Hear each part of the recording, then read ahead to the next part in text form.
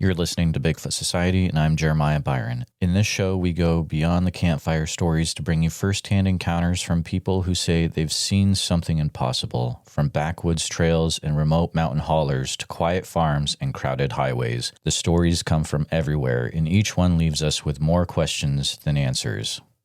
These are the voices of the people who've lived it, so settle in, because today you'll hear another account that just might change the way you see the woods forever. So stay with us. All right, Bigfoot Society, we got the privilege of talking to Brad today. He's a listener from Oregon that reached out with some really interesting things that he's experienced over the years. Brad, I'm so glad you reached out, and I'm excited to talk to you tonight. How's it going, man? Great, Jeremiah. Thanks for having me on the show. Awesome. We talked a little bit in the pre-interview, and this is going to get pretty interesting. There's even some Oakridge, Oregon related stuff that I'm coming up. But Brad, I'm going to give it right over to you, and we'll get right into it tonight. All right. Thank you very much, Jeremiah. I grew up in Eugene, Oregon, and I was an outdoorsy kind of kid. My grandparents lived on the McKenzie River up near the town of Vida, and I spent all my childhood free time up there roaming the woods and the creeks and the hillsides, and grandparents are a little looser than the parents are about where the kid is. So I had free range in the mountains. I never really thought about Sasquatch or Bigfoot at all growing up, and never really had anything happen to me that would make me think that there were any Bigfoot around. But until I was about, let's see, how old was I? I was probably around 14 years old, 15 years old. My grandma would drive me up these old logging roads with my bow, and I would hunt these logging roads on my way and just wander my way back to her house down these logging roads. And there was a time she dropped me off, and it's about a 3 or 4 mile walk back down to her house. And I was let out of the car, and the birds were chirping and the squirrels were chattering at me. And I would usually sit in a little burrow ditch and wait for her car until I couldn't hear her car anymore. And then I start walking down the logging road, and never really planned on shooting a deer with a bow. It was more of just me being out in the woods. But anyway, I heard her car disappear out of range, out of my hearing. And all of a sudden I just had this very strange sensation of it's like if the forest just went silent, and I just got a really weird feeling. So I'm standing on the logging road, looking down into the ravine below me, and these 3 deer come creeping up out of the ravine, really low, really a strange movement, hunkered down and almost trying to crawl. And they were covered in sweat, totally lathered over, and their eyes were bulging out of their heads, and they walk within, I could have reached out and touched one with my arrow. They were so close, and they could have cared less that I was there. I thought that was really weird. And so I'm looking down into the ravine where they came from, and a tree, like, it's just got cracked in half and was pushed over. And there was no wind. There was no reason for it to happen. It sounded like a healthy, live green fir tree just snapped in half. And that was the first encounter. But again, in the 80s, Bigfoot was definitely not on my mind. I just thought it was strange, and wandered on back to my grandma's house. And then, let's see, there was another time. I'm going to back up to when I was a little younger.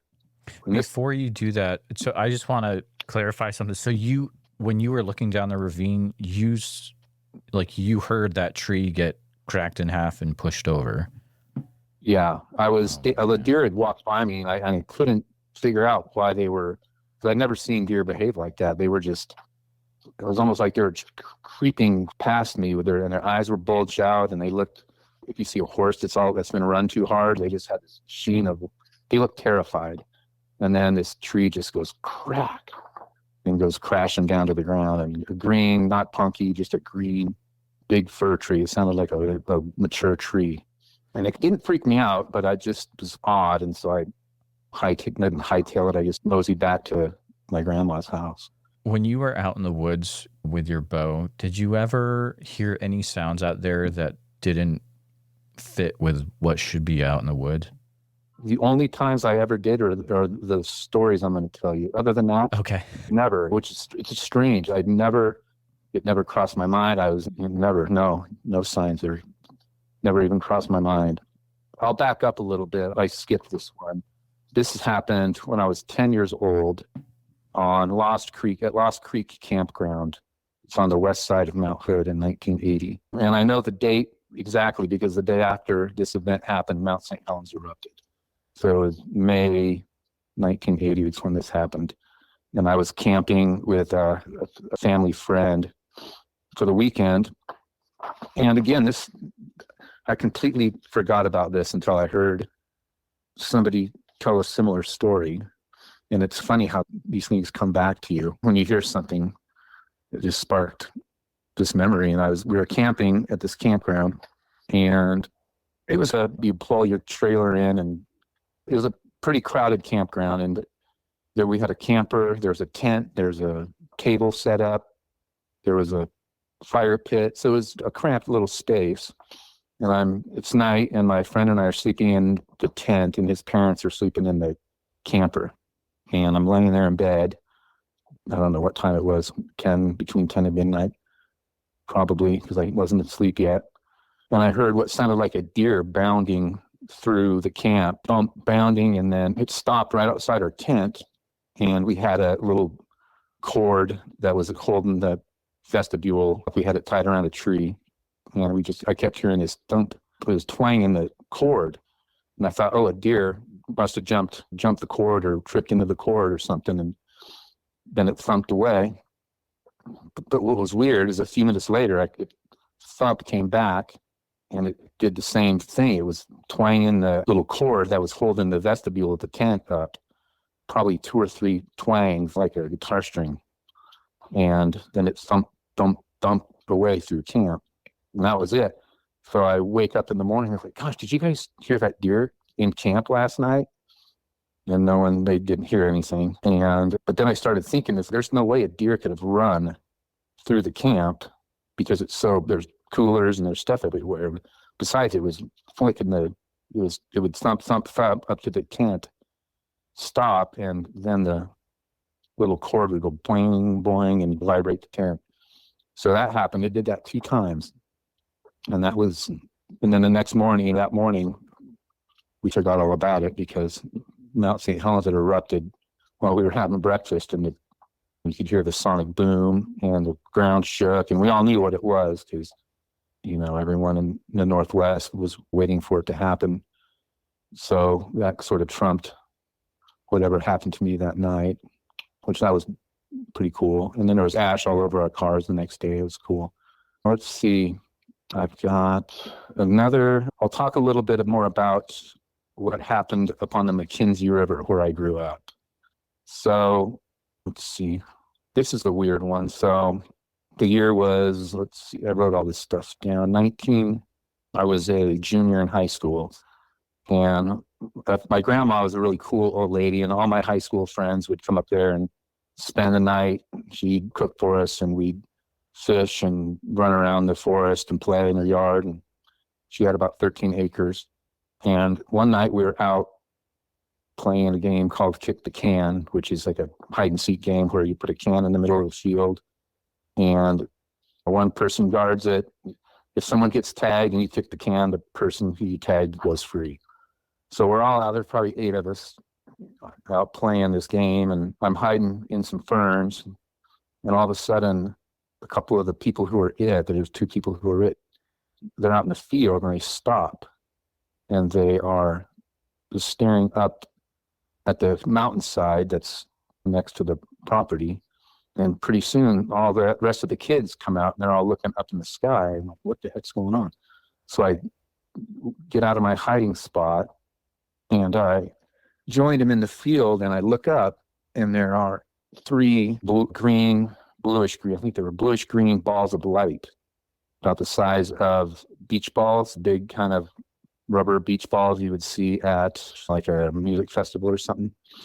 And so if I'm looking straight across the property to the hillside is 12 o'clock. There was one at about 9 o'clock that was maybe 300 or 400 yards away, not on our property, but the next piece of property in the above the forest there. There was one probably 10 o'clock that was right above where this creek runs down into our property. And then there was one at about 1 o'clock. And they were just green orb-ish balls just hovering in the sky. And we're all like, whoa, what's going on? What's that? We didn't know what they were. And the Rolodex starts going over in your mind. Is it a weather balloon? What is it? And then it was none of that. It was just these balls of light. And at the same time, so they were just stationary in the sky above the fir trees. And there were different elevations. So one was down across from us, flat, probably 20 feet above the fir trees there. And the other one was another up the hillside. They were all the same distance above the fir trees, if that makes sense. And all of a sudden, at the very same time, they started descending into the trees, into the fir trees. And you could see all the boughs of the fir trees lighting up around them. And they just slowly went into the forest at the same time. It was really weird. And we freaked out and all went back inside and called it a night. So that was strange. So the next day, so this is at the end of September, most of the kids left that next day, and my buddy and I were going to go grouse hunting. We stayed. So we're like, oh, let's go grouse hunting. And so there's an old logging road straight across from my grandma's place. And so we always hunt this logging road, and we'd hike a couple miles up, and there was this really neat we're hunting in, I'd say it's second growth, so the trees were probably 60 or 70 years old and pretty mature forest. But there was a really cool spot that the loggers had left that they didn't cut. It was maybe 8 or 9 acres with really beautiful old growth. And so we'd go hike to that spot, we'd always leave our guns outside. We never took anything in there, any guns or weapons, just because it felt like a sort of a sacred place. It was really amazing. So we'd go and sit and visit, and then we'd hunt back down the road to my grandma's house. And there was so between this neat little old growth section and her house was a giant, one of those big giant, those power lines that go across the state, those giant high tension power lines, and a little service road ran under it. And we'd go to the little old growth spot, come down, and then turn down the little service road underneath the high tension power lines and eat a sandwich and drink something, because it was in the sun. Because when you're on these logging roads and these big trees, it's like a tunnel and there's no direct sunlight. So we'd always go and get a little sunshine on our faces and have a sandwich and just sit and look out across the mountains. So we'd done that. We were on our way back down, and this is where it gets pretty weird. And so let me see. So we're walking down the road, and we're about to turn right to go down this little service road, logging road, to eat our sandwiches. And from our right side, probably 20 yards just off the edge of the logging road in the forest, we hear 2 whoops. Whoop, whoop, really loud. And before we can really acknowledge what we just heard, we both just stopped and freeze, and this wave of unbelievable fear that I can't really describe came over us. It was like we walked into an invisible sort of bowl of jelly. I couldn't move, and neither could my friend. And the fear was, I can't describe the fear. It's just, unless it's happened to you, I think it's hard to explain. So the whoops happen, and then across the little service road, the forest continues, but the face of this forest it gets a lot of sunlight. So it was Scotch broom, blackberries, so you couldn't really see into the little thicket of trees that was on the other side. And from that side, all of a sudden, and we're frozen and we can't move, and all of a sudden I hear the sound, and I've gone online and listened to certain animals as I've heard people's accounts, and it sounded exactly like If you listen to what an alligator or crocodile sounds like, they vibrate. I don't think they have vocal cords, but they make this weird vibrating noise. It sounded exactly like that at first. Where just my eyes are bulging out of my head, and the noise is just, it's reverberating through this whole little landing that we're standing in. We can kind of, at this point, I'm sort of like, oh gosh, starting to maybe pivot around a little bit, and my senses are coming back, and we're talking back and forth like, what the heck's going on? And as we start to talk, that sound, and it's inhaling, and it's this raspy inhale and just vibrating out this noise. It sounds like an alligator. And then it goes from that sound to, and again, I've found these sounds online. It sounded like if you ever listened to a lion while it eats, like a big male lion eating, kind of purrs and growls at the same time. So it would inhale, you could hear it inhaling this really raspy noise. And then when it would exhale, it would make this sort of purring growl like a lion. But it was really loud. And all I could think of was, that thing's got to be the size of a rhinoceros, whatever's in there. And it was doing that. It would inhale and then exhale this purring, strange growl. And we're starting to freak out a little bit, obviously. And we're thinking to ourselves, what in the heck? We're going, not a deer, not an elk, not a cougar, not a bear, and not a person in there trying to mess with us. But again, I'm not thinking Bigfoot at all. Which is weird, because growing up in Oregon, you hear about Bigfoot, but it just wasn't entering my mind. So we're standing there, and I'd forgotten we even have guns because we're just so scared. So as we start to shift our bodies, this is maybe a minute or two has gone by since we heard those initial whoops. So it's going by pretty quick, and my mind's just racing, trying to figure out what's happening. If we start to talk, what are we going to do? How are we going to because we have to walk underneath because the road cuts down below where this is happening in this little thicket of trees. And the trees are probably, it's a newer grove of fir trees, and the trees were probably 30, 40 feet tall. But you couldn't see, like I said, you couldn't really see in. So we're like, oh shoot, how are we going to get out of here? Because that thing is, whatever that thing is, it's mad. So as we're shifting and we're starting to talk about what we're going to do, I'm like, we each have a 12-gauge shotgun. We could fire over the trees, wait for it to run off, and then boogie out of there. And the minute I started with my gun to consider lifting it up and firing it, the place erupted. It went from this weird purring growl to just this screaming roar of, I can't describe it. It was just blowing through our body, like blowing through our bodies. And the trees started to shake, and there was branches starting to snap. And I remember seeing two trees that were probably 35 or 40 feet tall next to each other, just shaking violently back and forth. I'm like, gosh, what in the heck can be doing that? And then they went from back and forth to front and back, completely different directions at the same time, like something was grabbing them with their hands and just shaking them back and forth. And so we're terrified, and we don't know what to do. And I think I'm crying at this point, and just the fear, just poof, overwhelmed. So screw it, we got to get out of here. So we both agree we're going to shoot over this thing, over the trees, and then bolt underneath it. Hopefully the sound of our guns will scare it off. So yeah, we fire over the treetops, and we wait a second to see if we can hear whatever's in there take off.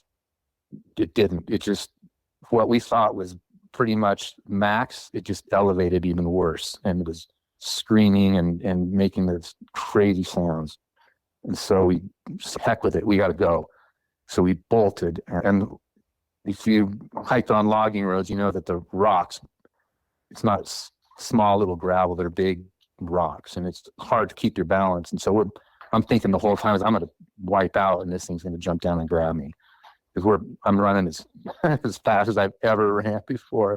My heels were hitting my butt, and I got a shotgun and my hiking boots on, and we're hauling down this road. And as I'm running underneath, as we're running underneath where this thing is, I'm just thinking this thing's going to grab me. I'm dead. We're going to die. But For some reason, it never did. But the hair on my neck, I could just feel it above me. I never saw it, but I could just tell that there was, and it was huffing. And at this point, it had stopped all the ruckus and was just up there huffing and breathing really loudly. And I could just feel, as I ran underneath this thing, feel it above me. And I just thought it was going to reach down and grab me, but it never did. And so booked it to my grandma's house, which we had to cross a road, and down her driveway is probably 100 yards long to where her house was. And so we make it to the front yard, and she's out in the yard. She must have heard the shots. And so she's out there. What's wrong? What's going on? I heard shots. And she's a tough old lady. And we told her what happened, and we're crying and we're freaked out. And she looked at us and says, "You ran into a Bigfoot." And we looked at each other and what? For some reason, it's just still not sinking in. That's what it was. And we're like, "What do you mean we ran into a Bigfoot?" And she says, "Well, there's a pizza joint that's down the road on the highway from her house that her and her friend would go to every Friday night and have a glass of wine and eat pizza."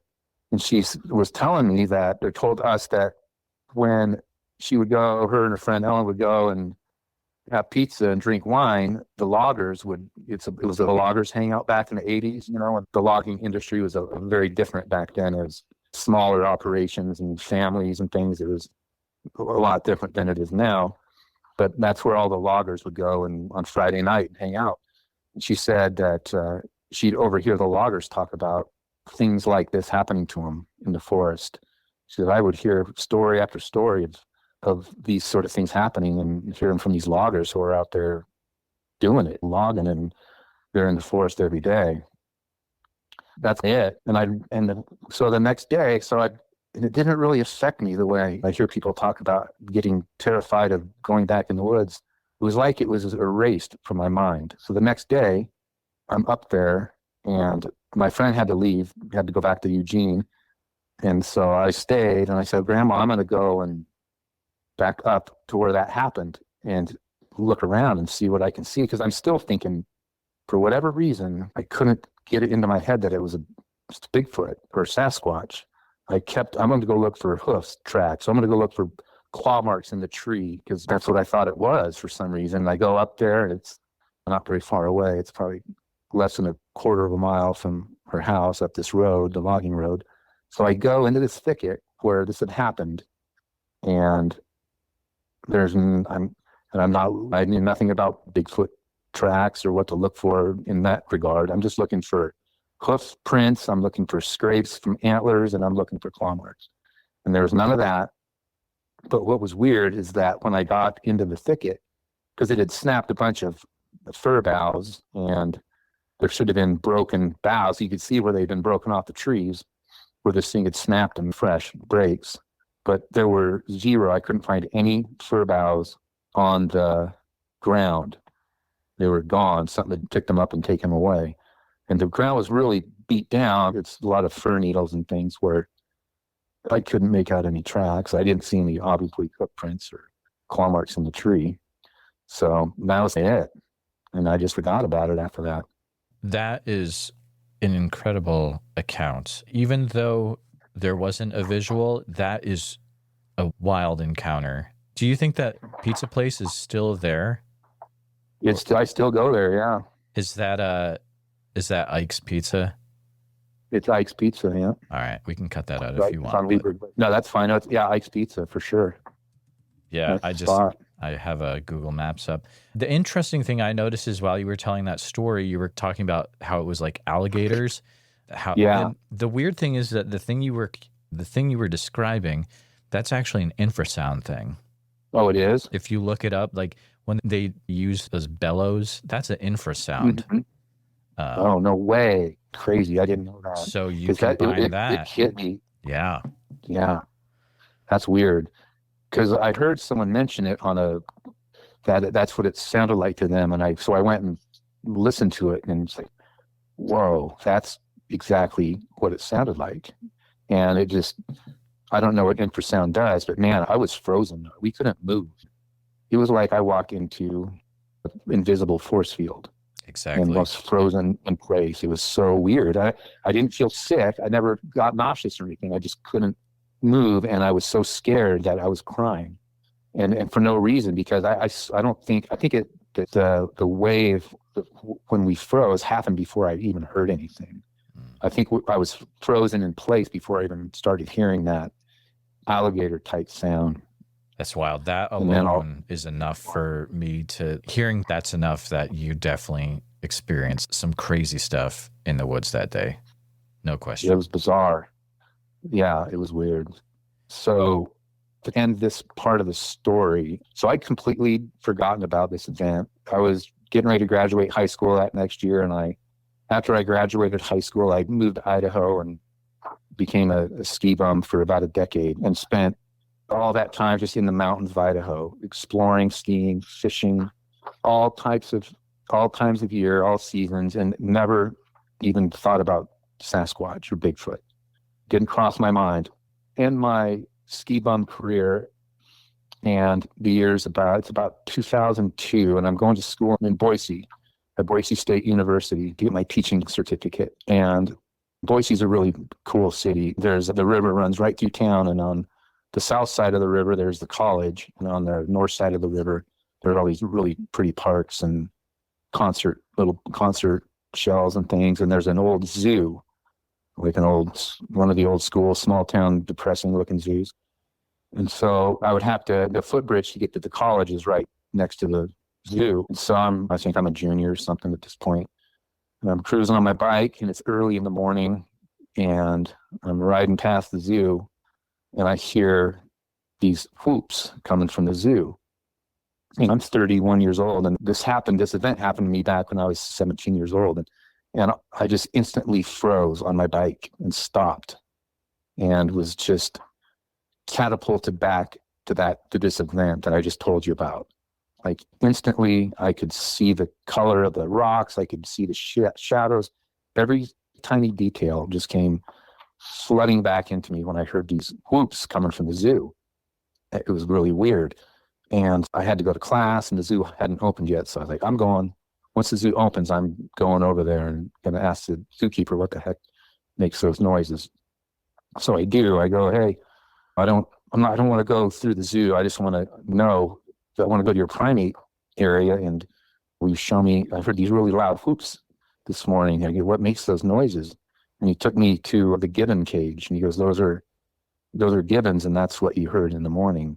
And they were making a little bit of whooping sounds, but it was identical, a little higher pitch, and obviously smaller lung capacity, but it was the exact same sound that I'd heard in the forest. It was bizarre. It froze me on my bike.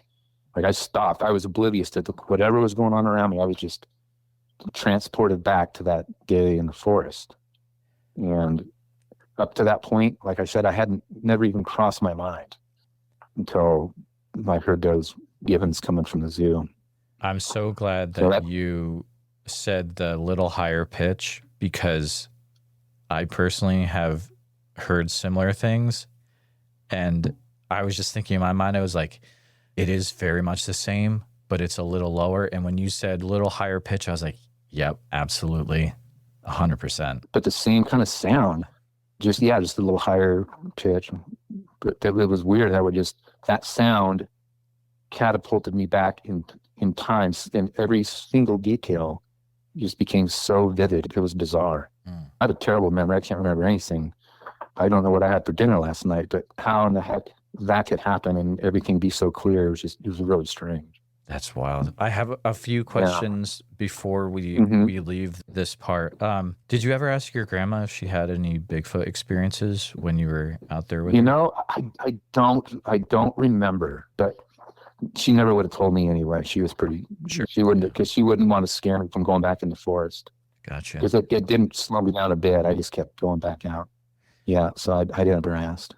I share with the members a little bit about upcoming episodes, and they're really interested to read about what you had sent over. And some of them had I'm always like, hey, if you guys have questions for this interviewee, put them in the comments. So there's a few that are actually related to this part, I believe. Slaya asks, have these events have they affected your ability to be in the mountains and the woods at all? Or did it not affect you in a way where you're like, I'm never going in the woods again? It didn't, like I said, I forgot about it. For some reason. It never slowed me down a bit. Like I moved to Idaho and I was out in the woods all the time. No, it never did. Gotcha. It never had a negative effect. And even now, I live back in Oregon and we're out all the time. I'm aware and I'm very conscious of that. And I treat the forest a little differently, I think, in terms of how I approach it. Have a lot more gratitude, I guess. Absolutely. Scott had some questions. They're interesting. So you alluded to how if you grow up in the Pacific Northwest, you know about Bigfoot, right? So his question is, living in the Pacific Northwest, Bigfoot seems to be part of the culture. Were you a believer before your experiences? And you had some really young age experiences. Yeah, but I never equated that to Bigfoot until I heard someone talk about it on the podcast. Then I was like, whoa, kind of like the bike thing at the zoo. It just triggered this event. So someone mentioned it on their show. I was like, oh, wow, that kind of happened to me. Yeah, I had a hunch it was real. I'd seen the Roger Patterson film. And I think at that point, though, when I was a kid, I felt like there was one of them, and that's where they lived down in California. And we joked. We did a lot of camping, and we were always joking about it, but I don't think anybody took it serious at least at the people I knew and the circle of friends I hung out with up until obviously that point. Yeah. But you'd hear about it, but it was never, I don't know if we wanted it to be true because it would keep us from going out. Maybe we just tuned it out.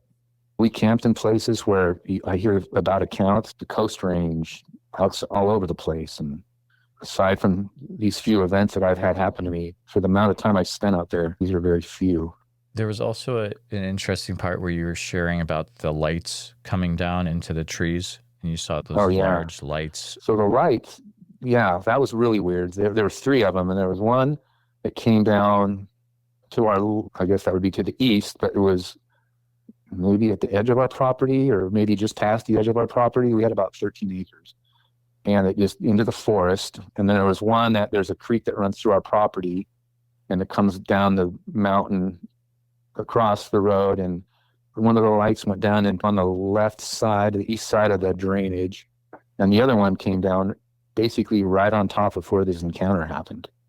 Oh, really? The next day. Yeah. So the third light the light came down into basically that, because I Google Earth the distance, and it was 520 yards away as a crow flies. And it was basically just right on top of where it happened. And I never crossed my mind I never connected the two until I started hearing accounts with lights and Sasquatch being related. And I don't know whether or not but I never saw those lights, and I had never really had an encounter like that until are they connected? I don't know. That's pretty close to what I think he was getting at. Scott was getting at with his question, perhaps in relation to lights. Would it seem that he may believe that there are maybe paranormal ties, or just a coincidence, or just a lot of questions? Yeah, I don't know. I don't like the word paranormal. I just think it's nature that we don't know about. Love it. Yeah. I think it's beyond. I think it just has been happening. I don't know if these two are connected, but it just seemed weird that the light literally went into the forest where this occurred. And again, I never made that connection until I started listening to podcasts. Even that day when it's happening, I'm like, oh, the light came down and now there's something in there. It was the furthest thing from my mind, which is bizarre now that I think back. And what are the chances that you have this light coming down almost in the same area where you had this encounter, and it's like that, man, it's got to be connected somehow. But we just don't have the knowledge yet. And that now, having heard enough people being interviewed who had similar things happen, people are so afraid to just say, duh, I think it's probably connected. How could it not be? Because I've never seen lights before that, and I never had an encounter quite in that spot. It was just too much for coincidence. Any UFO activity ever in this area? Not in that area. Okay. Well, that's pretty fantastic. Feel free to continue. I know, I think we have a few other things to discuss as well. I've got a couple more, and these are not related to this property on the McKenzie. These are more along the Willamette Pass area, which is from Eugene at south. So you go through Oakridge and you'll end up at Crater Lake. And if you keep going south, you'll end up in Klamath Falls. But when I wasn't up at the McKenzie at my grandma's place, I was out.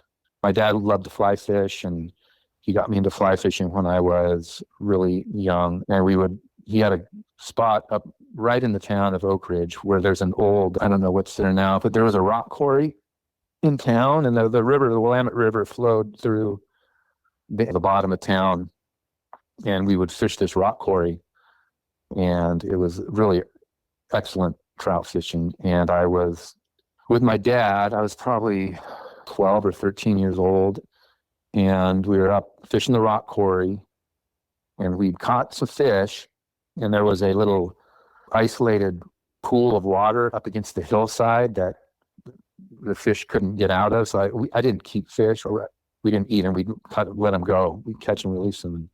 But I was young, and so I put them in this little pool of water and just watched them swim around. I was going to let them go eventually. And my dad's, okay, let's go up and around the corner and fish this riffle. And I'm like, all right. So we leave the fish. There's probably 4 or 5 fish, rainbow trout in this pool that's probably the size of a little plastic kiddie pool. But there's no way in or out. There's no way for the fish to get out. And if it was in the shade, I made sure they were in the shade. The forest came down, and so the fish had some shade, and I was going to let them go when we got back. So we go, we fish, and we come back, and the fish are just completely gone. There's no sign that a bird had come and plucked them or anything. It was just really strange that one minute this little pool's full of fish, and the next minute they're gone. I don't know if that has anything to do with Bigfoot, but it was really weird. And it was up against a hillside, and it was just an odd to come back to. We both looked at each other, oh, where'd they go? There were no ravens around. There were no, I don't know what could have came and took that many fish. So that's a interesting side note. And then I have one more, and this happened at Murray Lake in 1987. I was a senior in high school, and there were 5 of us, and we were going to go, 3 of us were going to hike. We were going to camp at Murray Lake, and 3 of us were going to hike the south side of Diamond Peak and ski to snowfields up there and come back and camp. And the other 2 guys were going to hang out at the camp and fish. We leave the trailhead, and we're hiking to the lake, and we get maybe 1.5 miles, 2 miles into the hike, and we come to so this is all pine trees, and it's high deserty mountains. It's not lush like it is on the McKenzie, where there's ferns and big fir trees and stuff. It's a bit different ecosystem. So we're hiking through this little dry pine forest, and we dip down into this basin that's maybe 3 or 4 acres. And it turns into a totally different clay ecosystem. There's ferns, there's cedar trees. It's really beautiful. There's a little bog, like a fresh water bog type spring coming out of the ground. It's beautiful. And there's 5 of us, and we're walking in, and we're all thinking the same thing. Oh, wow, we're going to explore this. This is real pretty. And the minute we all got to the crown of the trail where we were going to drop down into this area, the smell just wafted in on us, like, I don't know, like really dead, like skunk cabbage times 10 with, I don't know how to explain, this awful smell came out of nowhere. And we instantly all decided let's just keep going and keep walking. And just for us not to explore something that cool at that age, as a kid, it was bizarre that we all chose to keep going. And then the smell just instantly vanished as we left that spot. So we get to this lake, and we swim, nothing happens. We just camp, everything's normal. So the next morning, 2 of my buddies and I hike Diamond Peak, and we go and we're skiing, and we make it back to camp, and there's a note they packed up and left. The other 2 guys split. They were going to fish while we skied, and we got back to camp and they'd left, and there was a note saying mosquitoes were too thick, so we left. See you back in town. But the mosquitoes weren't that bad. It was weird. It's not like them to peel out of here, especially during the day when there's the bugs. There's not real buggy during the day. So we like, oh, whatever. So we camp and nothing happens. And we get back to town the next day. And when we run into our buddies, they're like, hey, it wasn't that buggy. Why did you guys leave? And it took them a second. And they looked at each other funny and said, the truth is, when we were fishing, we kept hearing noises coming out of the forest. We kept hearing sticks breaking, and we kept hearing strange grunting noises. And we played it off as a bear at first and thought nothing of it. Thought we'll just go around the other side of the lake and fish. But they said it followed them around the lake. They could hear it chasing him in the forest and was making these weird noises at him. And that's all I got from them. They said, so we got back to camp and just felt really uneasy and decided we'd tell you that it was too buggy, and we split. We got out of there. We were scared. And that's that story. What year was that around? That was 19, here I wrote it down, the Diamond Peak, 1987. Okay. Interesting. There is a report on the BFRO from Diamond Peak Wilderness area where 3 hunters were out there. They hear a very loud scream, 30 to 45 seconds. There are reported things from that area, at least one report that's public, but that whole area, from what it sounds like, there's activity all over the place. Yeah, it is very. What's happened in the last handful of years is forest fires have ravaged some of these places. This, where I'm telling you about, this place on the McKenzie, maybe in 2020, that whole valley got wiped out by forest fire. The hillside that all these things happened to me on, is gone now. It's burnt. Oh, wow. It's depressing. It's really sad. So, yeah, I don't know. It's coming back a little bit. There's some greenery growing, but the big fir, I don't know how long it's going to be until the fir trees come back. But there's some maples growing and things like that, and some ferns, but they got cooked pretty good. I think that's about all I got. Oh, there's a couple other things if you want to hear about. This happened in 2017 or 2018, I think, somewhere in there. Like I said, I lived in Idaho. I moved to Idaho in 1989 and came back in 2012. And we moved back to Central Oregon, but we still have the property on the McKenzie. I still have it today. I spent a lot of time over there. But so in 2017 or 18, it was around Thanksgiving, and I was out, and this happened a couple nights in a row. It was really bizarre. I'm out in the yard. It gets dark real early, so maybe 5 or 6 in the evening, but it's dark, and it's pouring down rain. It rains a lot over there, and I don't know what I'm outside doing, going to the bathroom or something, and I hear what sounds like up, and it's like I had said, there's a creek that runs through our property, and it drains out on this hillside across the road.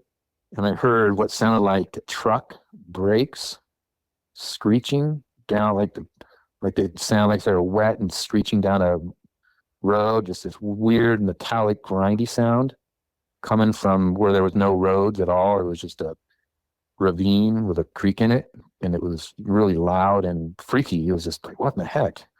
But it sounded just like metal on metal brakes, and I heard it maybe 2 or 3 nights in a row. And then on that same time frame, maybe a day or 2 later, my neighbor comes over, and he's maybe a couple of 100 yards downriver from me, and he's like, man, I was in my house and I started hearing these owls coming from your property, like huge owls, giant owls coming from your property. So I went outside and I was listening, and I could hear them. They sounded like owls, but it was like they're huge and way too, but they sounded like owls, but they didn't sound like owls, and they were huge. And so I started walking towards your property, and that sound kept going on, but it kept moving away. So the closer I'd get, the further they would move off until it sounded like they were in the forest on the east side of your house, and it just vanished. The noise stopped, which again, at that time, Bigfoot, I had not ever heard of Bigfoot podcast, and I just thought that was weird. Same with the brake screeching thing. But now, knowing what I know because of having listened to these podcasts, it's like, huh, you hear about owls and you hear about these weird sounds. I thought I'd add that to some of the things that I've experienced. That's probably some of the weirdest things. And this is back in 2017, you said? Yeah, 17 or 18, yeah, I can't remember. Okay. In November. So you still own that property? Oh, yeah, I'm there all the time. Oh, okay. And I'm a school teacher, so I spend my whole summer over there. Nice. Anything weird sound-wise happen lately, or just the last time was back in 17 or 18? That was it, yeah. And then, like I said, in 2020, the fires put through there and took everything out. But I did set up a game cam before, and I wouldn't get anything. I got cougars and bears and deer and turkeys, but that was it. But yeah, it sounded like brakes screeching coming down the creek bed, basically, when there was no road. It was bizarre. And then I had never heard the owls, but my neighbor said it freaked him out. He said you could hear him over his TV 100 yards downriver from me. So he's an older city guy, so he didn't know what to make of it. I definitely feel like there's some sort of mimicry that's involved. You hear things like what you mentioned. You also hear things like car doors slamming where there's no cars, or rusty gates is one. It's very strange. Yeah, the rusty metal. That's what it sounded like, rusty metal. And it's bizarre, and it was loud. It was just right across the road from me up on the hill. And there are a couple logging roads up there, but this was nowhere near one of the roads. It was just coming out of the forest, which, who knows? You've definitely had some really interesting things happen over your life so far, and thank you so much for sharing with myself and the listeners. And it's amazing you still have that property area up there. Yeah. If anything else happens, definitely feel free to reach out. I will indeed. Yeah, thank you for having me on the show. I appreciate your time, and I love listening to your podcast. Do you think you might make it down to Oakridge this summer coming up? I'll have to look at my schedule. Yeah, I'd like to. I've never been to one of these before, and my 12-year-old son is heavy into the whole Sasquatch thing, so I might bring him over and check it out, maybe camp or something. It's going to be a hopping time. If he's into Bigfoot, there's going to be people there that it's the time that they're in Oregon. They probably won't be there again, but man. I know. We make it over to Cliff's Museum once a year, a little pilgrimage. So we'll go and get a little place in the forest and go squatching and go talk to Cliff a little bit. So that's pretty fun. How cool is that, man? Yeah. And those floops I heard, he's got that giant Sasquatch in his museum. Yep. And he's got it hooked up, some sound hooked up to it. And that's what those whoops sound exactly like, what he's got going on in our museum. Murphy the Sasquatch. Love it. Yeah. I got to get over there myself one day for sure. But it's cool. Yeah, he keeps adding to it. So we keep going back. Absolutely. Brad, thank you so much for hanging out, and I hope to maybe hear from you again someday in the future. Indeed, Jeremiah. Thank you so much. Hello? Hi, this is Jeremiah. Hey, Jeremiah. How you doing? I'm doing great. You had called earlier, right, sir? Yes, sir. I left a message. Perfect. And I assume since you have the phone number, you'd done the form at an earlier time? Yes, sir. Perfect. And what's your name, sir? My name is Mark. Awesome. Well, Mark, You need my last name? No, we'll just keep it at Okay. Mark, but I appreciate that. So I was skimming through your voicemail, and it's very interesting. And I'm going to go ahead and give the reins over to you, Mark, and feel free to share what we've got going on. All I ask is that we keep the calls as clean language as we can, since it is live. Thank you. Oh, yeah. I do that. Yeah. No problem there at all. Okay. Go right ahead, sir. All right. Yeah. My name's Mark, and I'm from Oregon, Florence, Oregon. And I've been in Oregon now for 12 years, and I'm originally from Ohio. Matter of fact, right down in Zanesville, Ohio, where Salt Fork is, state park where the Grassman is. I had an encounter there. I didn't really see him there, but I knew he was there, and me and my girlfriend went camping, and it was in the end of October. And in October, we have Indian summer there, and it was a very nice weekend. So we decided we'd stay over one more night. Well, everybody left. It was a Sunday, and everybody left. I mean, there was not one person in this whole park except me and her. Well, I'll make it real quick. We went down to take a shower, and when we pulled in, it didn't feel right. Something was just not right. So she got out of the vehicle and she went in. She was taking her shower, and you could hear her in there singing, and I thought, well, it's just me. It's my imagination. And so I said, all right. Well, I went in and take my shower, and there's windows up, and they're like 7-8 foot up, these line of windows. And I don't know. It just felt like something was watching me the whole time. I just could not shake this feeling. I mean, it was kind of scary.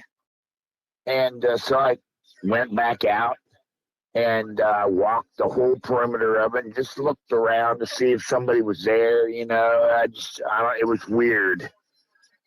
So I had my dog with me.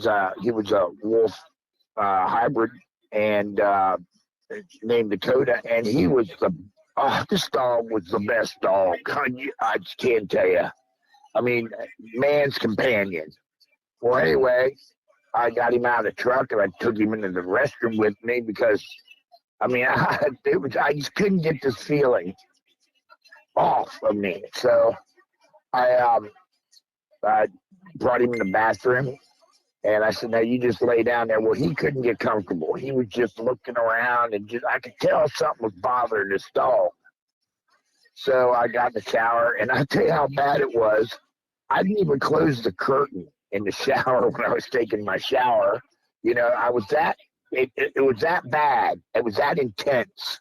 So I got done, I take the dog out, and I throw him back up in the truck, and I'm sitting there waiting on my girlfriend to get done in the shower. And and out she comes out of the shower, and I wasn't going to say anything to her because I didn't want her to be scared, and I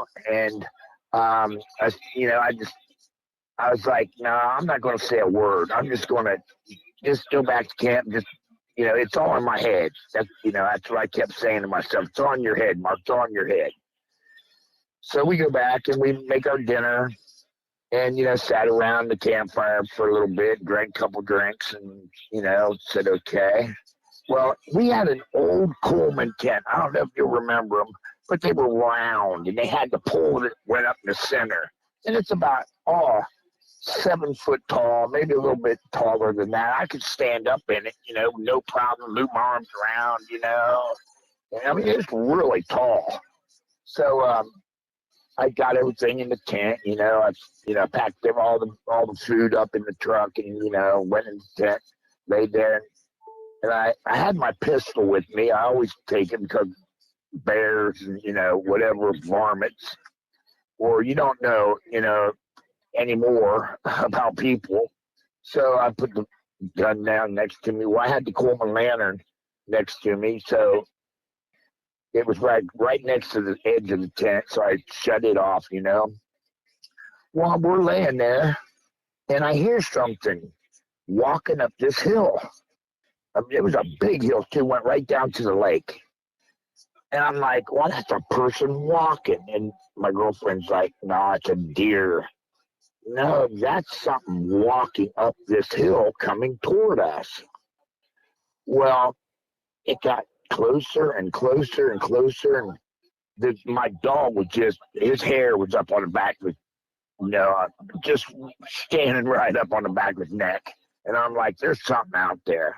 But I told him, you lay down, just chill out, lay down right there. Well, we're laying there for a minute, and all of a sudden you could hear it come up to the top where our tent was, right next to it. And you could hear it breathe, exhale, and you could tell whatever it was huge, okay? And I'm like, shh, be quiet, shh. And my girlfriend was almost in tears. She was so scared, And I said, shh, just be cool, Well, next thing we know, something had grabbed the center of that tent, and that tent's 7.5 foot tall. Grabbed the center of that tent and shook it, just shook it. And I swear to God, it only lasted maybe 20 seconds, but it felt like 2 hours. And the Coleman lantern hit me in the side of the head. It was hot still, I just shut it off. So I grabbed my pistol and I said, I got a pistol. Go away. I'll shoot you. Because I didn't know if it was a person. I didn't know what it was, but I know it was big, whatever it was, right? So it started slapping the side of the tent. And by this time, my girlfriend's in tears, just going hysterical. The dog's going crazy. It was just like, what am I going to do here? So I said, well, I got to do something. I reached down to grab the zipper of that tent. And you know how it's always got that little part in it, the nylon that locks into the zipper? I was doing everything I could to unlock that zipper so it would raise up and open up so I could get out. So by this time, I'm hearing it going back down the hill, okay? And I told her, unzip this tent, do it. I was just going to rip it open. I didn't care at that point because I was so scared. I would have shot it right there on the spot, if I could have got out. Well, pretty soon she got it unzipped. I jump out, and I'm hearing it going down the side of the hill, and the dog takes off after it, and I hear it yelp. My dog yelp. Well, here he comes running back, and he dives into this tent, and it's like, wow, what is wrong with you? This dog was not afraid of nothing. This dog would take on a mountain lion and not even think nothing about it. He was just protected. He's a wolf. Well, so I said, well, what was that? What was that? Well, I jump out. I'm looking for tracks, and stuff. We never could ever find out what it was. It was dry. It was so dry out. It wasn't going to leave a track, It was so dry.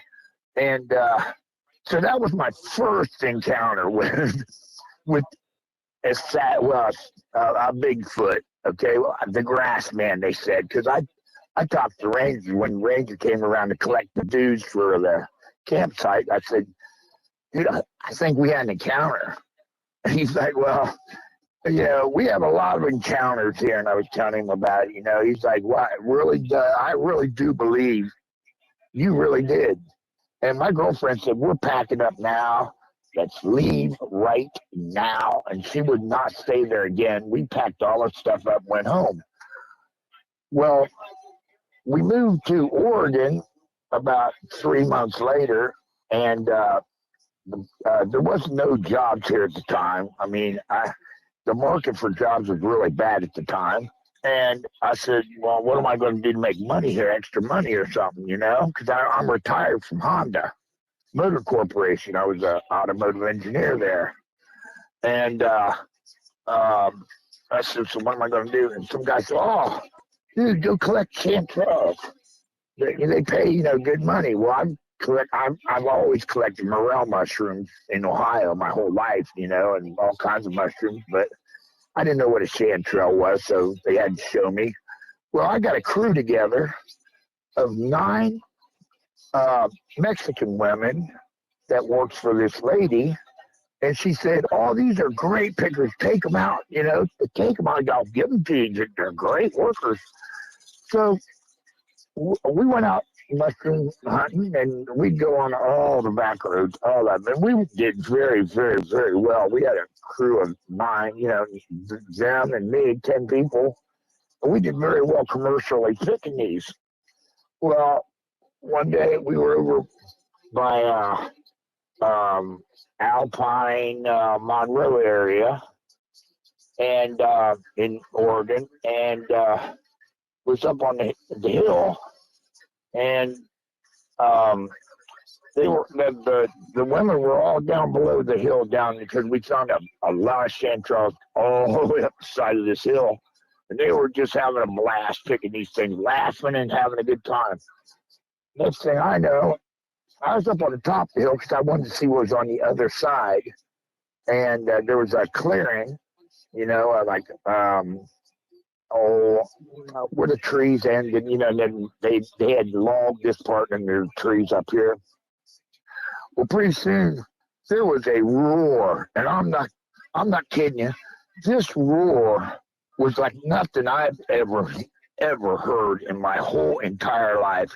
It shook me up a minute, and I was like, "What is that?" And next thing I know, this thing was coming through the trees. I mean, it was big, whatever it was, and I thought, "What is that?" I didn't know. I didn't have any idea. I'm from Ohio. We don't have nothing like that there. Well, we do. We have the grass, man. But anyway, this thing was coming up through the trees like King Kong. I swear to God, that's exactly what it reminded me of.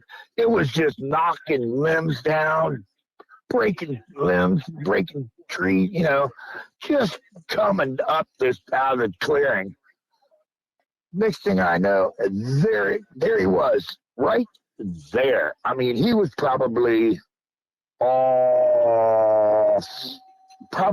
30 yards from me, if that much.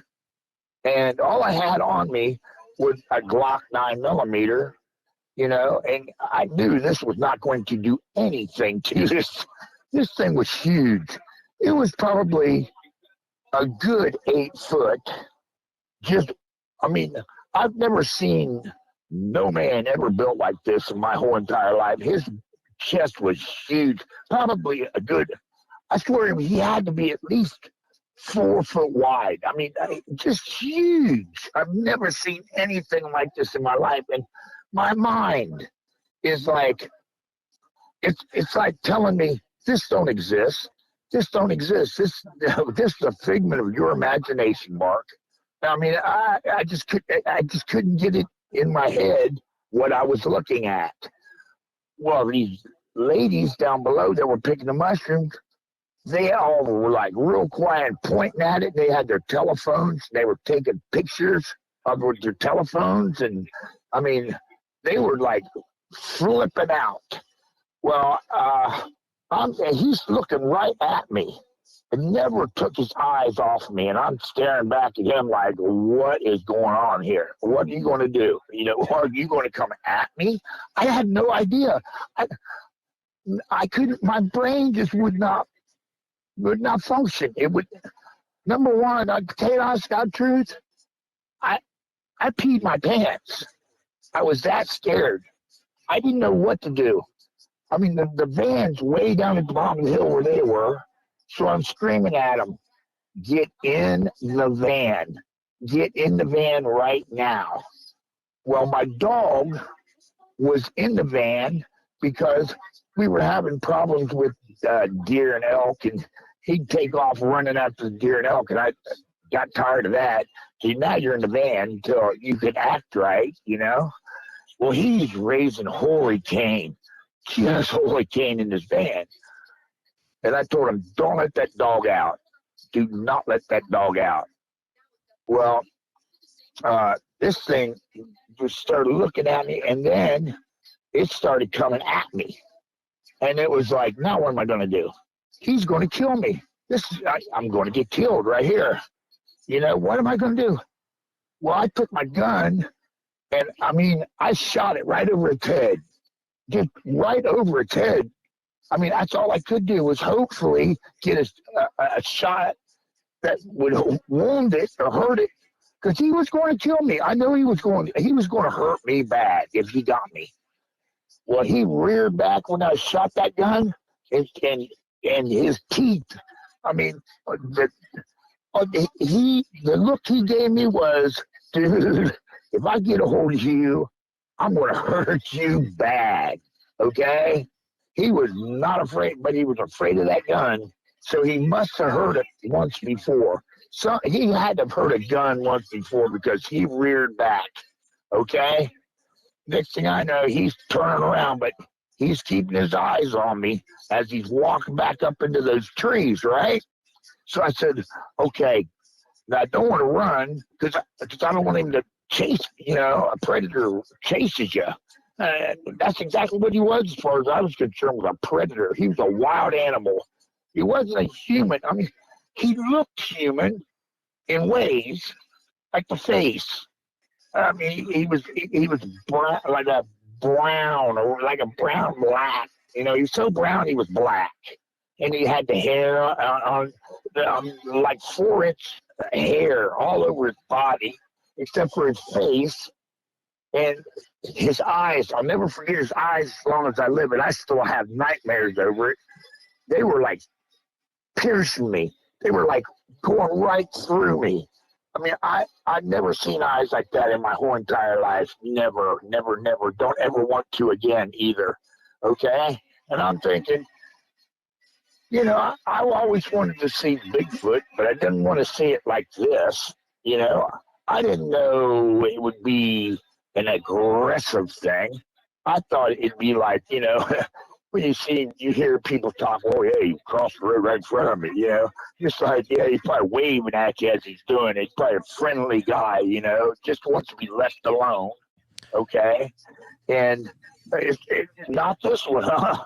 Hey, No. Mark, can we ask some questions about what you saw? Is that okay? I'm sorry. Yes, yes.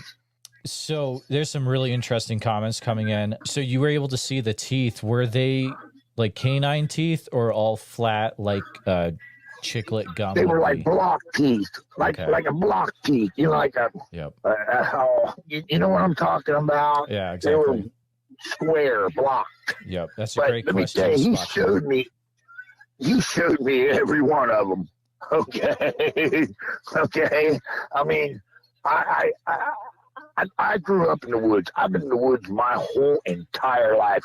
When I was a kid, summer, June 1st would be there, and I wouldn't see my parents again until August.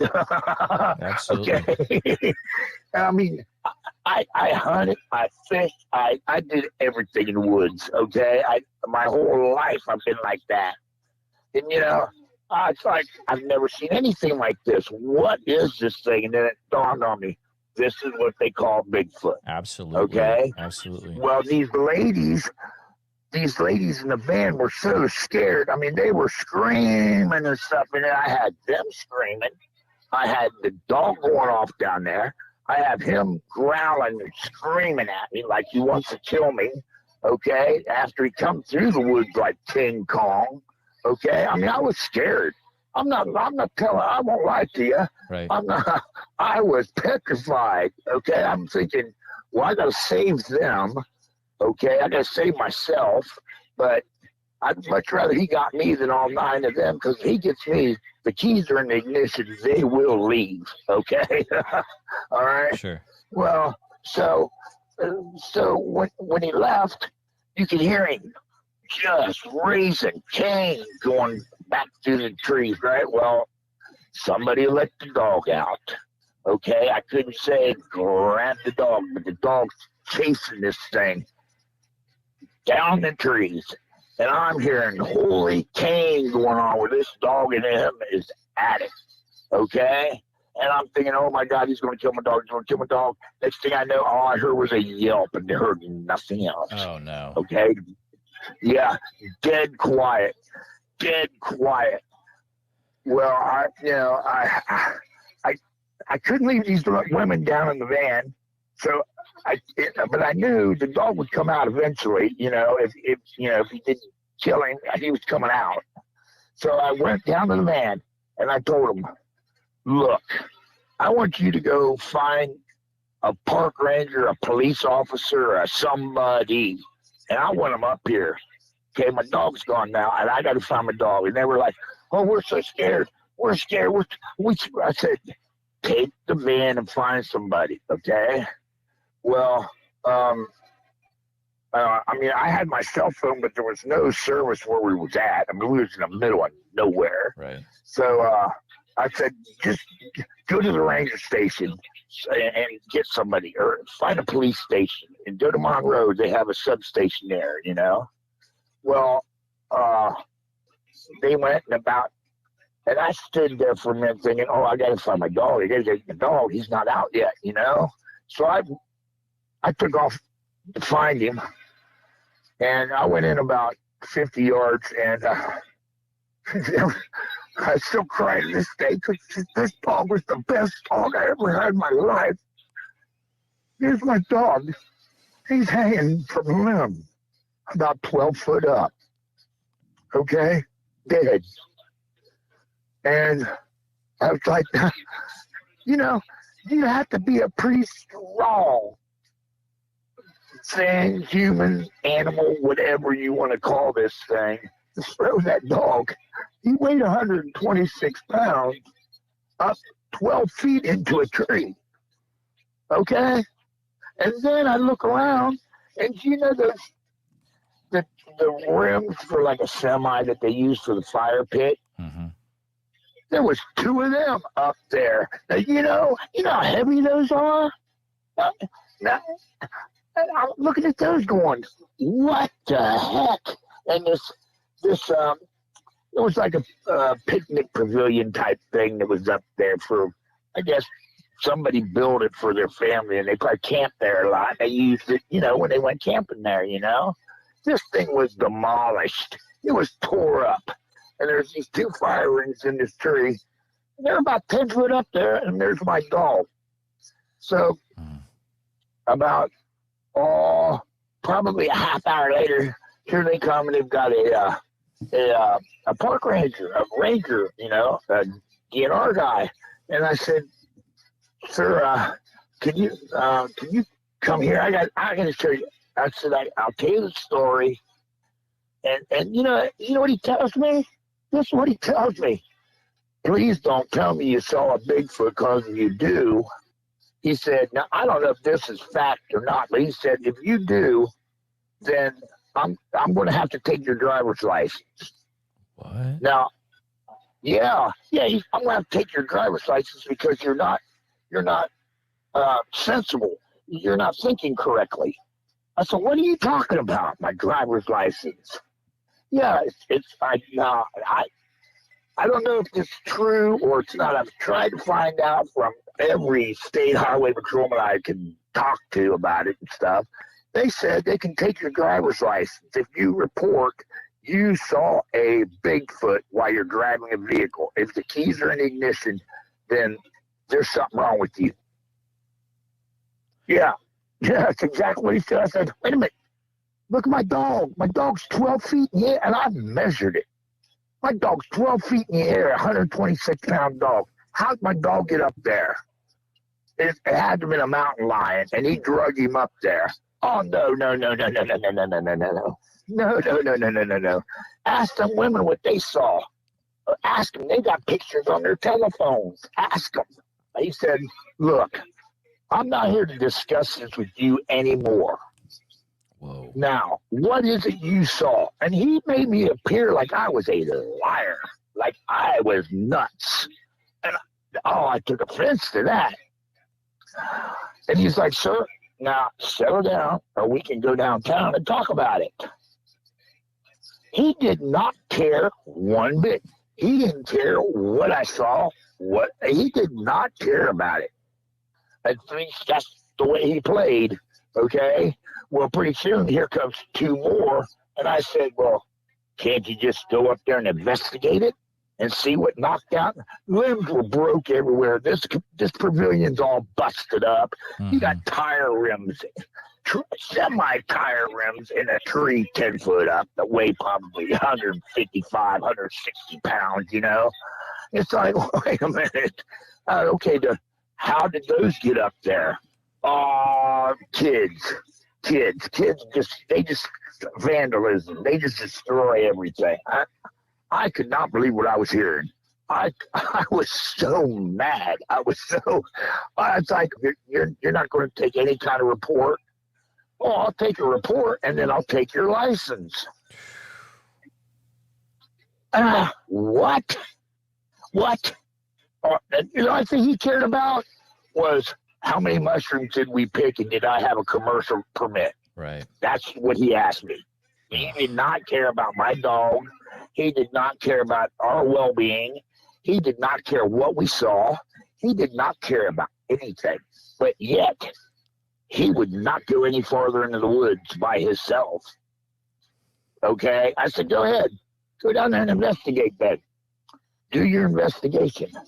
Because I'm telling you what I saw. Don't stand here. Look, I am an automotive engineer. I am highly educated. I didn't believe in it either. If you would have told me, 5 years before that, I was going to see Bigfoot, I'd be like, yeah, sure, I will. Okay, yeah, sure.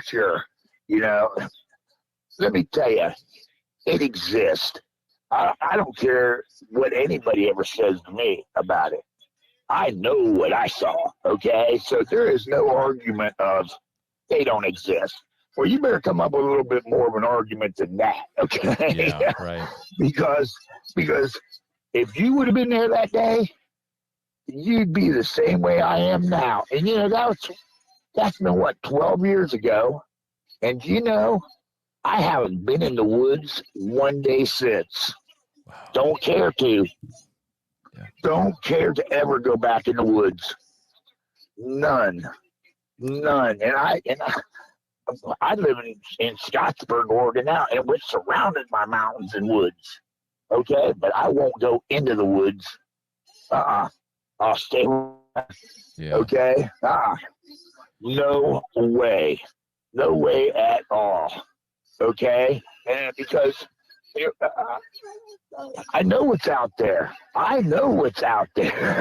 I've seen it. Now, I believe they're migratory. They follow like where their food sources is. They go from north to south. The salmon, the berries, whatever, the deer, the elk. I believe they're migratory, and I do believe that they do go underground where there's lava tubes and stuff. Yep, I makes do sense. believe that. Okay, but how he just disappears, how I don't understand. I heard him kill my dog, and then it was dead silent, like it just disappeared, like he was. You know what I'm saying? I have so many questions that I'd like somebody to answer that they can't. Absolutely. I'd be the same way. I'd be the same way, Mark. Yeah. I'm sorry you lost your dog. Yeah, he's a good dog, too.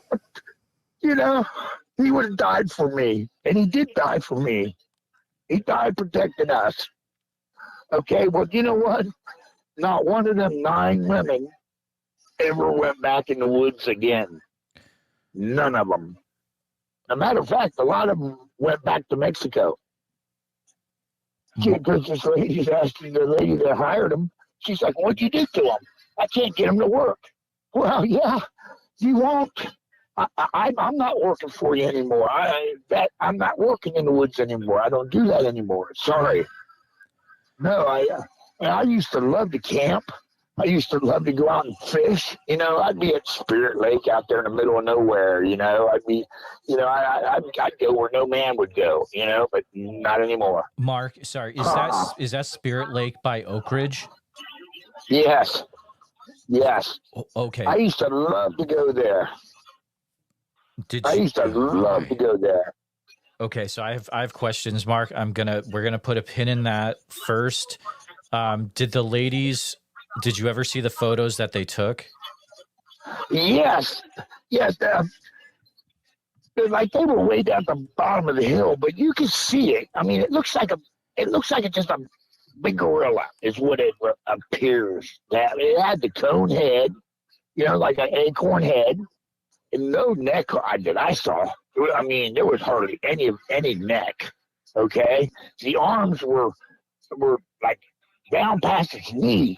That's what really got me, like how awkward he looked. Like he was. I mean, he moved like nothing I'd ever seen move, and fast. He was quick, and I mean, I think if he really wanted to, he could have gotten me really quick if he wouldn't have been afraid of that gun. But I know he's heard a gun because just the way he reacted when I shot it. Okay, and I knew I only had, the only way I was going to hurt him was a headshot, basically, and that's where I was heading. I mean, I'm sorry, I don't want to see him die. I don't think nothing like that should die. I think something like that should be studied. It's a bear. Well, when did Oregon get Kodiaks? Because that's about what it looked like. Mark, did you happen to get any of the photos from those ladies? I got some on my SIM card on my telephone, but that. Okay, how do I put it? Okay, the phone died. Okay, the phone died. Okay. Well, the battery just went kaput. Well, the SIM card's there, but somebody said if you don't do it right, you're going to erase everything on that SIM card. I got the phone, and I want it professionally done. Okay, and I just haven't had it done. But I want it professionally done when it's done, because you might only get one shot. Yeah. Okay. Yeah. And I tried to download it on a computer once, and it acted like it was going to erase everything. And I yanked it. No. So that's why I want it professionally done. And I swear, when I get it done, and it's going to be soon, because I want questions answered. I want somebody to tell me, where did this come from? Did we create this? Is this a man-made thing, or is this from 1,000 years ago that it's evolved and it's still around? Or because it looked like a caveman gorilla. Does that make sense? No, it totally does. And I hope that you are able to get the photos off of that SIM card. And definitely, I would love it if you keep me in the loop with what happens with that, Mark. Are you going? You're going to the Bigfoot thing over in? I sure am. In Oakridge, right? Yep, I'll be there. I'm going to look you up. I'm going to look you up if you don't mind. Yeah. It's okay if I do. Yeah. And okay, and when is that? That is July. I want to say July 19th coming up is when it starts. Okay, you know what? Then I'm going to put big effort into getting this thing developed. Please. And you're the only one I want to see. You're the only one I want to look at, because I want you to tell me what you see. Okay. Okay. Yep. You tell me what you see. Yes, sir. When I look at it, I know what it was, because so my opinion means nothing, as far as, because I know what it was. But I want somebody that don't have no idea about nothing to look at that picture and tell me what it is. Okay, and I'm going to get it professionally done. Trust me. Absolutely. Like, try to get it maybe printed out. Try to get the digital version. But I wanted to talk to you about Spirit Lake, because Spirit Lake I've talked to a gentleman about, and they had some really intense Bigfoot sightings at that lake, which is pretty remote out there by Oakridge and McCready Springs. I had two buddies that went up there and had the same thing. No way. But I used to go up there all the time. I had problems with bears, but I never had a problem with Bigfoot or anything. But I had two buddies that went up there that they were literally scared out. They never saw anything. They just heard. Like really? It was, like it was, what's the word when he, what's the word? Like, trying to get them, like trapping them. Okay. Like, you know what I'm saying? Yeah. And they're going to be with me at the Bigfoot thing. I'll have them tell you their little story, because they will. This one will scare you. Oh, this one will scare you. This is going to this be one the will scare you. best. This is going to be intense. I'm telling you, everything I'm telling you now is honest to God truth. I have no reason to lie. Why would I lie? Oh, I know, Mark. I know. You are dead on. I mean, to hear somebody tell you this, if somebody told me this, I'd be like, yeah, dude, you better go take a nap, okay? but what I'm telling you, every bit of it is a gospel truth. Every bit of it. And, I mean, I'll tell you the same story. You ask me next week to tell, and I'll tell you the exact same story. And it's not because I rehearse nothing. It's because it's all going through my brain. I mean, there's tons I've missed telling you, too, you know? Yep. Well, we'll talk in Oakridge. Oh, buddy, I can't wait. I'm so glad. I am so glad that I met you. I am so glad because I'll tell you, I just want I want my government to answer my questions. And you know, what I'd really like is if there's been a Bigfoot sighted there, you know, wherever, just put up a sign that says, look, there's been a Bigfoot sighted here. So if you've got children, we're going to give you the option. You don't have to stay here. You can go down the road where it's not been sighted. Yeah, okay? Absolutely. But they need to put something up. I don't care what it is, okay? I mean, they said, they can't say it exists because it'll ruin the timber industry. No, it won't. How's it going to ruin the timber industry? This thing migrates. It's not like it lives in one spot like the spotted owl does, okay? I mean, a spotted owl lives in one area its whole life. A Bigfoot don't. I mean, I guess there are some that do, you know, where they have the resources to live year round. But I think I'd probably say 9/10 of them migrate. Okay, and they got little clans. Okay, I mean, that's why they don't find a body, because I guarantee you, if somebody shoots one, you better be prepared to take on about 8 or 10 of them because they're coming. Absolutely. Okay. Absolutely. Yep. Okay, they're coming. Oh yeah. Okay, that's why when one dies, its body is taken away. It's buried, or it's in a lava tube, or it's someplace. And one day somebody's going to start finding where they hid these things. Okay, we don't know why they bend sticks and have these tree things in the croppings out in the middle of the woods. We don't know none of that. Maybe that's their burial site. We don't know that. We have no clue. Nobody knows nothing about them because we don't take the time to study that. Okay, we don't care. It's like, I care. I want to know. Okay, why did he bend that branch like that? You know, why?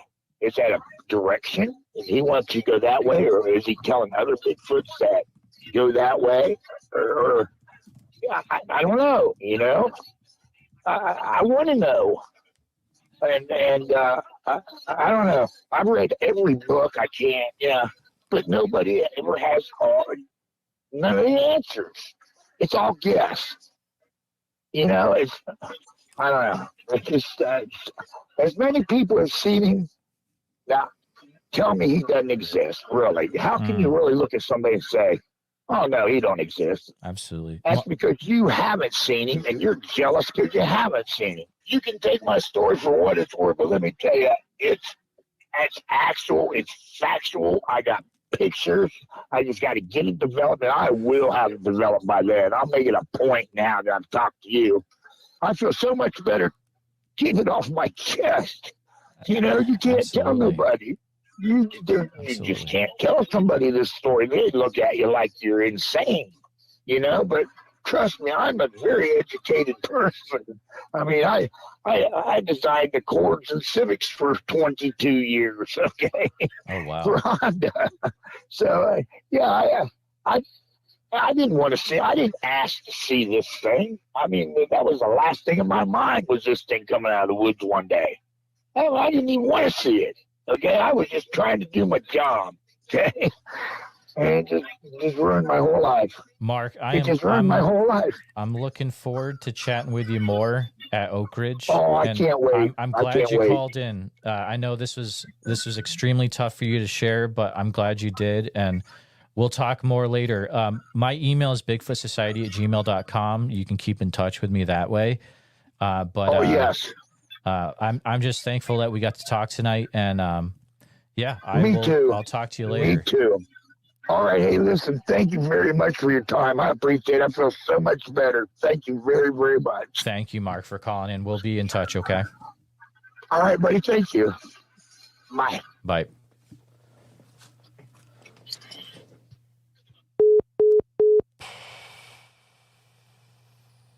Holy mackerel.